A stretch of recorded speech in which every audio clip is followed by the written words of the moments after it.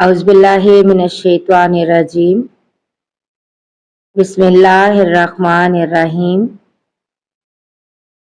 अस्सलामुअलैकुम वरहमतुल्लाहि वबरकातुहू।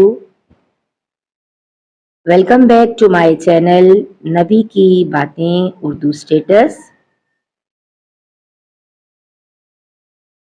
जो नाजरीन चैनल पर नए हैं उनसे दरख्वास्त है कि चैनल को सब्सक्राइब ज़रूर कर लें और बेल आइकन प्रेस कर दें ताकि आने वाली हर वीडियो का नोटिफिकेशन बर वक्त उन तक पहुंच सके। तो शुरू करते हैं आज की हदीस। रसूलुल्लाह सल्लल्लाहु अलैहि वसल्लम ने फरमाया कि मेरी उम्मत के लोग वज़ू के निशानात की वजह से क़यामत के दिन सफ़ेद पेशानी और सफ़ेद हाथ पांव वालों की शक्ल में बुलाए जाएंगे। तो तुम में से कोई अपनी चमक बढ़ाना चाहता है तो वो बढ़ा ले, यानी अच्छी तरह वज़ू कर ले। सही बुखारी हदीस नंबर 136।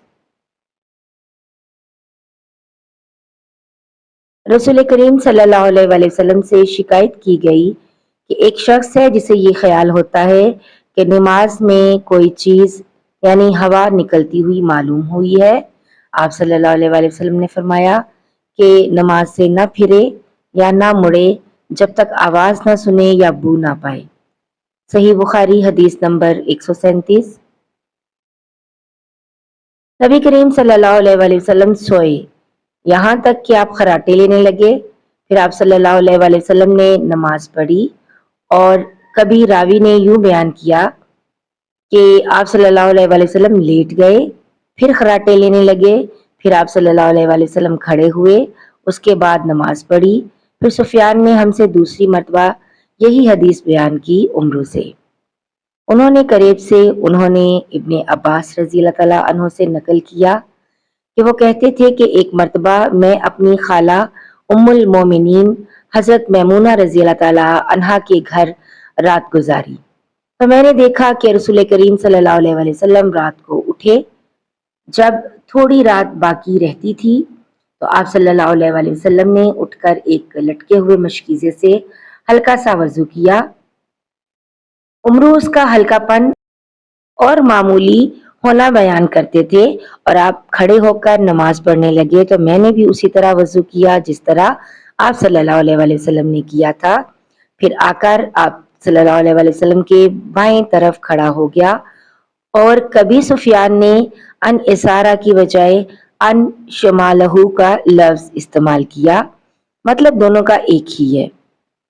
फिर आप सल्लल्लाहु अलैहि वसल्लम ने मुझे फेर लिया और अपनी दाहिनी जानिब कर लिया, फिर नमाज पढ़ी जिस कदर अल्लाह को मंजूर था। फिर आप लेट गए और सो गए हत्ता कि खराटों की आवाज आने लगी।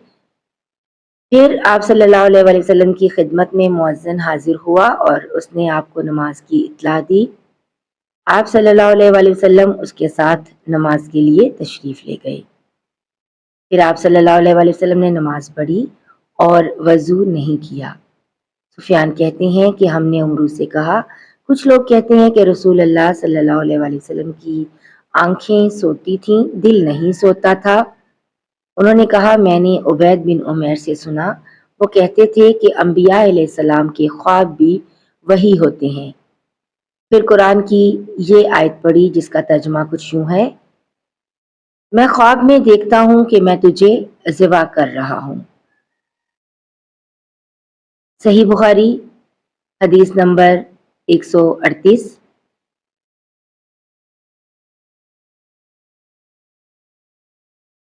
रसूल अल्लाह सल्लल्लाहु अलैहि वसल्लम मैदान अरफात से वापस हुए। जब घाटी में पहुंचे तो आप सल्लल्लाहु अलैहि वसल्लम उतर गए। आप सल्लल्लाहु अलैहि वसल्लम ने वज़ू किया और खूब अच्छी तरह नहीं किया।